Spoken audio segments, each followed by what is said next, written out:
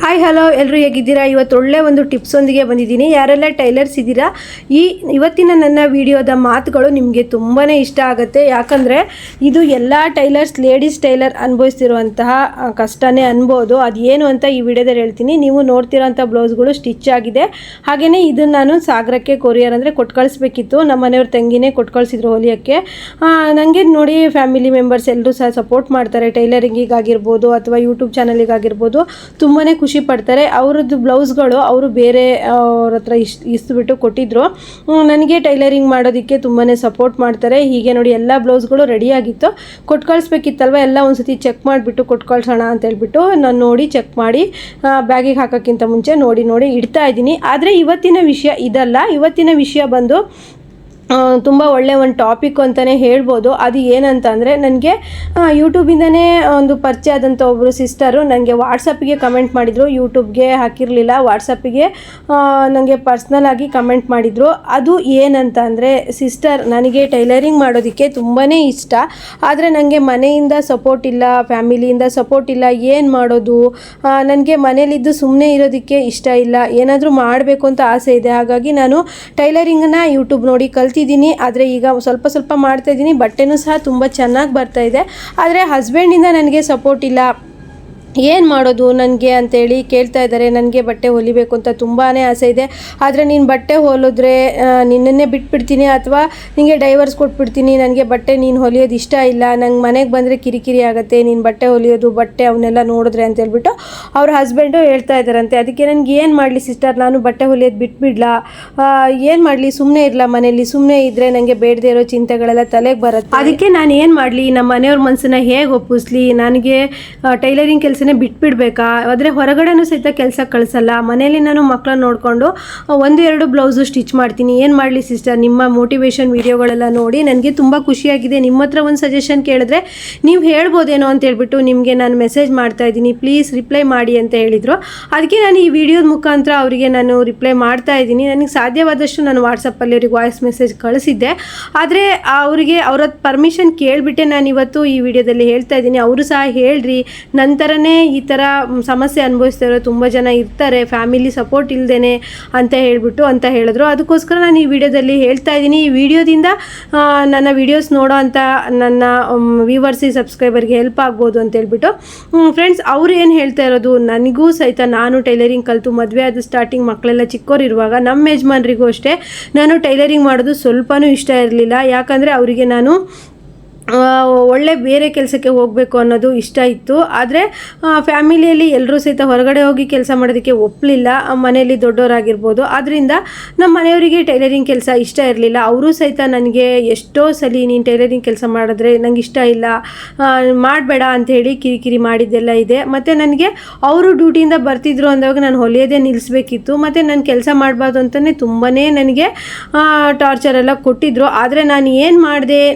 ಈಗ ನನಗೆ ಪ್ರತಿಯೊಂದಕ್ಕೂ ಸಪೋರ್ಟ್ ಮಾಡ್ತಾರೆ ಹೇಗೆ ಅಂತ ಹೇಳ್ಬಿಟ್ಟು ಈ ವಿಡಿಯೋದಲ್ಲಿ ಹೇಳ್ತೀನಿ. ಆದರೆ ನಾನು ಒಂದು ಹೇಳೋದು, ಯಾವುದಕ್ಕೆ ಆಗಲಿ ಹೆಣ್ಮಕ್ಳಿಗೆ ತಾಳ್ಮೆ ಇರಬೇಕು. ತಾಳ್ಮೆ ಅನ್ನೋದು ಇತ್ತು ಅಂದರೆ ನಮಗೆ ಕ್ರಮೇಣ ಸಮಯನೇ ಅವರಿಗೆ ಗೊತ್ತು ಮಾಡುತ್ತೆ. ನನ್ನ ಹೆಂಡ್ತಿ ಈ ಥರ ಟೈಲರಿಂಗ್ ಕೆಲಸ ಮಾಡೋದ್ರಿಂದ ನನಗೆ ಎಷ್ಟು ಒಳ್ಳೆಯದಾಗಿದೆ ಅಂತೇಳಿ ಅವರಿಗೆ ಗೊತ್ತಾಗುತ್ತೆ. ಆದ್ದರಿಂದ ನಾನು ಹೇಳೋದು ಆ ಸಿಸ್ಟರಿಗೂ ಅಷ್ಟೇ, ಸ್ವಲ್ಪ ತಾಳ್ಮೆಯಿಂದ ಇರಿ. ಸ್ವಲ್ಪ ದಿವಸದ ಮಟ್ಟಿಗೆ ಅವ್ರಿಗೆ ಏನು ಇಷ್ಟ ಅದನ್ನೇ ಮಾಡಿ. ತುಂಬ ಈಗ ಇಲ್ಲ ನಾನು ಇದನ್ನು ಮಾಡೇ ಮಾಡ್ತೀನಿ ಅನ್ನೋದು ಬಲವಂತವಾಗಿ ಹಠ ಹಿಡಿದ್ರೆ ಸ್ವಲ್ಪ ಫ್ಯಾಮಿಲಿಗೂ ತೊಂದರೆ ಆಗುತ್ತಲ್ವ, ನಮ್ಮ ಸಂಸಾರಕ್ಕೆ, ನಮ್ಮ ಮಕ್ಕಳಿಗೆ ತೊಂದರೆ ಆಗುತ್ತೆ. ಆದ್ದರಿಂದ ಈ ವಿಡಿಯೋದಲ್ಲಿ ಏನು ಹೇಳ್ತೀನಿ ಅಂದರೆ, ನಾನೂ ಸಹಿತ ಈಗ 20 ವರ್ಷಗಳ ಹಿಂದೆ ಮಕ್ಕಳೆಲ್ಲ ಚಿಕ್ಕವರಾಗಿದ್ದಾಗ ನನಗೂ ಸಹಿತ ನನ್ನ ಹಸ್ಬೆಂಡು ನೀ ಟೈಲರಿಂಗ್ ಮಾಡೋದೇ ಬೇಡ ಅಂತ ಹೇಳಿದರು. ಹೊರಗಡೆ ಹೋಗೋದಕ್ಕೂ ಸಹಿತ ಮಕ್ಕಳು ಚಿಕ್ಕವರಿದ್ದರು, ಕೆಲಸಕ್ಕೆ ಹೋಗೋಣ ಅಂದರೆ ಏನು ಮಾಡೋದು? ಮಕ್ಕಳನ್ನು ನೋಡ್ಕೋಬೇಕಿತ್ತು, ನಾನು ಸಹಿತ ಕೆಲಸ ಮಾಡಬೇಕಿತ್ತು. ಆಗ ಏನಾಯಿತು ಅಂದರೆ, ಸ್ವಲ್ಪ ವರ್ಷ ನನಗೆ ಆದಷ್ಟೇ ನಾನೇನು ಟೆನ್ಷನ್ ಮಾಡ್ಕೊತಿರ್ಲಿಲ್ಲ. ದಿನಕ್ಕೆ 1 ಅಥವಾ 2 ಬ್ಲೌಸನ್ನು ಹೊಲ್ಕೊಂಡು ಮನೆಯವ್ರಿಗೆ ಏನಿಷ್ಟ ಹಾಗೇ ಇದ್ದೆ. ಆದರೆ ಸ್ವಲ್ಪ ಟೈಮಲ್ಲೇ ನಮ್ಮ ಯಜಮಾನ್ರಿಗೆ ಸ್ವಲ್ಪ ಹುಷಾರಿಲ್ದಂಗೆ ಆಯಿತು. ಆಗ ಹುಷಾರಿಲ್ದಂಗೆ ಆದಾಗ ಅವರಿಗೆ ಅಂದರೆ ಕೆಲಸ ಇವಾಗಲೂ ಮಾಡ್ತಾರೆ, ಆದರೆ ಈಗಿನ ಒಂದು ಸಿಚುವೇಶನ್ ಅಂದರೆ ಈಗೆಲ್ಲ ಎಷ್ಟು ರೇಟ್ಗಳು, ಪ್ರತಿಯೊಂದಕ್ಕೂ ರೇಟು, ಸ್ಕೂಲ್ ಫೀಸ್ ಆಗಿರ್ಬೋದು, ಪ್ರತಿಯೊಂದಕ್ಕೂ ದುಡ್ಡು ಬೇಕು. ಒಂದು ಫ್ಯಾಮಿಲಿಯಲ್ಲಿ ಗಂಡ ಹೆಂಡತಿ ಇಬ್ಬರು ದುಡಿದ್ರೂ ಸಹಿತನೂ ಆ ಸಂಸಾರನ ಒಂದು ನಿಭಾಯಿಸ್ಕೊಂಡು ಹೋಗೋದು ತುಂಬಾ ಕಷ್ಟ ಆಗುತ್ತೆ. ನಾವು ಸಹಿತ ಬೇರೆ ಆದಮೇಲೆ ಬೇರೆ ಆಗೋಕ್ಕಿಂತ ಮುಂಚೆನೂ ಸಹಿತ ನಾನು ಕೆಲಸ ಮಾಡ್ತಿದ್ದೆ. ಮಕ್ಕಳಿಗೆ ಈಗ ಯಜಮಾನ್ರಿಗೆ ಒಬ್ಬರಿಗೆ ಅಂದರೆ ಎಲ್ಲ ಕಡೆಯಿಂದ ನಿಭಾಯಿಸೋದು ತುಂಬ ಕಷ್ಟ ಆಗುತ್ತೆ. ನಾನು ಸಹಿತ ನಮ್ಮ ಮನೆಯವರಿಗೆ ಹುಷಾರಿಲ್ದಾಗ ಆಗಿರ್ಬೋದು ಅಥವಾ ಅವರಿಗೆ ಕೆಲವೊಂದೊಂದು ಕಮಿಟ್ಮೆಂಟನ್ನು ಪೂರೈಸೋಕ್ಕಾಗದಿದ್ದಾಗ ನನ್ನ ಕೆಲಸ ಮಾಡಿರೋಂಥ ಟೈಲರಿಂಗ್ ದುಡ್ಡನ್ನೇ ಕೊಟ್ಟೆ. ಆಗ ಅವರಿಗೆ ಗೊತ್ತಾಯಿತು. ಈಗೂ ಸಹಿತ ಅವರು ನನಗೆ ಖುಷಿ ಪಡ್ತಾರೆ. ಈಗಿನ ಒಂದು ಟೈಮಲ್ಲಿ ನನ್ನ ಹೆಂಡತಿ ಟೈಲರಿಂಗ್ ಮಾಡೋದ್ರಿಂದ ನನಗೆ ಎಷ್ಟೋ ಒಂದು ಸಮಸ್ಯೆಗಳಿಗೆ ಪರಿಹಾರ ಸಿಕ್ಕಿದೆ ಅಂತ ಖುಷಿ ಪಡ್ತಾರೆ. ಹಾಗೆ ನಾನು ಲೈನಿಂಗಿಗೆ ಅವರಿಗೆ ನೀವು ಅನ್ಕೋಬೋದು ದಿನಕ್ಕೆ ನಾನು 4 ರಿಂದ 5 ಸತಿ ದಿನಕ್ಕೆ ಕಳಿಸ್ತೀನಿ. ಅಂದರೆ ಅವ್ರು ಎಷ್ಟು ಸಲ ನನಗೆ ಹೋಗಿ ಲೈನಿಂಗ್ ಎಲ್ಲ ತಂದುಕೊಡ್ತಾರೆ, ನಾನು ಹೇಳಿರೋ ವಸ್ತುಗಳನ್ನು ತಂದುಕೊಡ್ತಾರೆ. ಹಾಗೆ ನನಗೆ ಮನೆ ಒಳಗಡೆ ಟೈಲರಿಂಗ್ ಕೆಲಸ ಇರೋದ್ರಿಂದ ಹೊರಗಡೆ ಕೆಲಸಗಳು ಏನಾದ್ರು ಇದ್ದರೆ ನನಗೆ ಮಾಡ್ಕೊಳ್ಳೋಕ್ಕೆ ತುಂಬ ಕಷ್ಟ ಆಗುತ್ತೆ.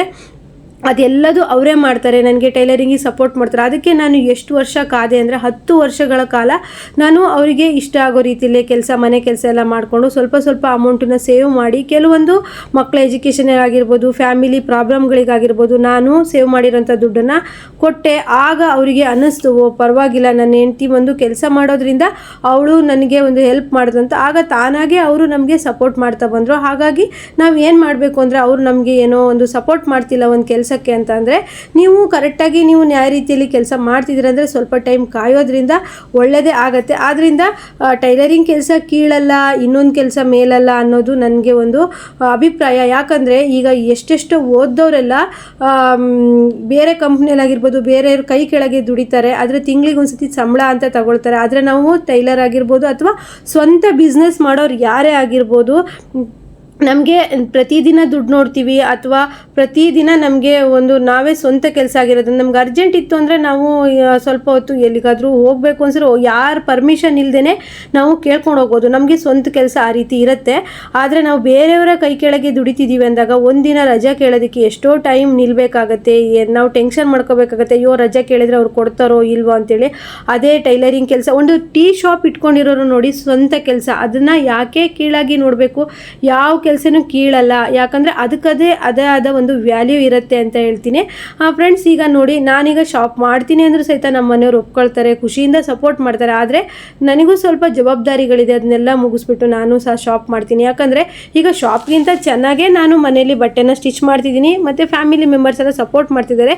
ಕೆಲವು ಸರಿ ನಾವು ಶಾಪಿಗೆ ಅಂತ ಹೋದಾಗ ಫ್ಯಾಮಿಲಿಯಿಂದ ಸ್ವಲ್ಪ ನಾವು ಕೆಲವು ಟೈಮಲ್ಲಿ ನಾವು ಶಾಪಲ್ಲೇ ಇರಬೇಕಾಗತ್ತೆ. ಮಕ್ಕಳು ಗಂಡ ಇವರ ಅಟ್ಯಾಚ್ಮೆಂಟ್ ಸ್ವಲ್ಪ ಕಡಿಮೆ ಆಗ್ಬೋದು.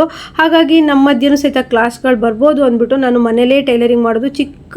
ನನ್ನ ಮಕ್ಕಳು ಚಿಕ್ಕವರಾಗಿದ್ದಾಗಿಂದನೂ ನಾನು ಮನೇಲೇ ಟೈಲರಿಂಗ್ ಮಾಡ್ತೀನಿ. ಯಾಕಂದರೆ ಅವರಿಗೆ ಓದೋದಕ್ಕೆ ನಾವು ಮತ್ತು ಅಮ್ಮ ಆದವಳು ಮಕ್ಕಳ ಹತ್ರ ಜಾಸ್ತಿ ಇದ್ಬಿಟ್ಟು ಅವ್ರ ಅಟ್ಯಾಚ್ಮೆಂಟ್ ಇದ್ದಾಗ ನಾವು ಅವ್ರನ್ನ ಒಳ್ಳೆ ದಾರಿಗೆ ತರೋದಕ್ಕಾಗತ್ತೆ. ನಾವೆಲ್ಲೋ ಇರ್ತೀವಿ, ಮಕ್ಕಳೆಲ್ಲೋ ಇರ್ತಾರೆ ಅಂದವಾಗ ಹಾದಿ ತಪ್ಪುವಂಥ ಚಾನ್ಸ್ ಇರುತ್ತೆ. ಅದರಿಂದ ನಾನು ಚಿಕ್ಕ ವಯಸ್ಸಿಂದನೇ ಯೋಚನೆ ಮಾಡಿಬಿಟ್ಟು ನಾನು ಮನೇಲೇ ಟೈಲರಿಂಗ್ ಮಾಡೋಣ, ಮಕ್ಕಳಿಗೂ ನೋಡ್ಕೊಂಡಂಗೆ ಆಗುತ್ತೆ, ಅವ್ರನ್ನೂ ನಾವು ಒಳ್ಳೆ ದಾರಿಗೆ ತಂದಂಗೆ ಆಗುತ್ತೆ, ಮನೆಯವ್ರ ಮನಸ್ಸನ್ನು ಗೆದ್ದಂಗೆ ಆಗುತ್ತೆ.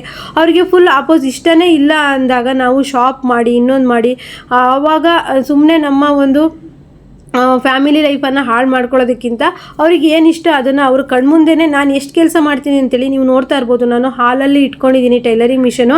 ನಾನು ಇದೀನಲ್ವ, ನನ್ನ ಎದುರುಗಡೆನೇ ನಮ್ಮ ಮನೆಯವರು ಕೂತು ಅವ್ರಿಗೆ ಗೊತ್ತಾಗುತ್ತೆ, ನನ್ನ ಹೆಂಡತಿ ಇಷ್ಟು ಟೈಮಲ್ಲಿ ಇಷ್ಟು ಕೆಲಸ ಮಾಡ್ತಾಳೆ, ಇಷ್ಟು ಕೆಲಸ ಅವಳಿಗೂ ಸಹಿತ ಸುಸ್ತಾಗುತ್ತೆ, ಆಯಾಸ ಆಗುತ್ತೆ ಅಂಥೇಳಿ ಅವ್ರು ಇವಾಗ ಅರ್ಥ ಮಾಡ್ಕೊಳ್ತಾರೆ. ನಾವು ನನ್ನ ಮಕ್ಕಳೆಲ್ಲ ಚಿಕ್ಕವರಾಗಿದ್ದಾಗ ಮಕ್ಕಳು ಒಂದು ಬಿದ್ದರೂ ಸಹಿತ ಇದಕ್ಕೆ ಕಾರಣ ನೀನು ಟೈಲರಿಂಗ್ ಮಾಡ್ತಿರೋದೆ ಅಂತ ಹೇಳ್ತಾ ಇದ್ರು. ಇಷ್ಟೆಲ್ಲ ನೋವು ಕಷ್ಟಗಳನ್ನು ಅನುಭವಿಸಿ ಈಗ ನಮ್ಮ ಮನೆಯವರು ಪ್ರತಿಯೊಂದು ಟೈಲರಿಂಗ್ ಕೆಲಸಕ್ಕೂ ಸಪೋರ್ಟ್ ಮಾಡ್ತಾರೆ ಅಂದರೆ ನನ್ನ ತಾಳ್ಮೆನೇ ಮುಖ್ಯ ಆಗಿದೆ ಅಂತೀನಿ. ಯಾರೆಲ್ಲ ಟೈಲರ್ಸ್ ಇದ್ದೀರಾ, ಈ ವಿಡಿಯೋ ನೋಡ್ತಾ ಇದ್ದೀರಾ, ಸ್ವಲ್ಪ ದಿವಸ ನೀವು ಕೆಲಸ ಮಾಡಿ ನಿಮ್ಮ ಮನೆಯವರಿಗೂ ನೀವು ಹೆಲ್ಪ್ ಮಾಡ್ತಿರತ್ತೆ ಗೊತ್ತಾದರೆ ಸಪೋರ್ಟ್ ಮಾಡ್ತಾರೆ. ಇದೆಲ್ಲ ಹೇಳ್ತಾ ಈ ವಿಡಿಯೋನ ಇಲ್ಲಿಗೆ ಮುಗಿಸಿದ್ದೀನಿ. ನೆಕ್ಸ್ಟ್ ವಿಡಿಯೋನಿಗೆ ಮತ್ತೆ ಬರ್ತೀನಿ. ಎಲ್ರಿಗೂ ಬಾಯ್.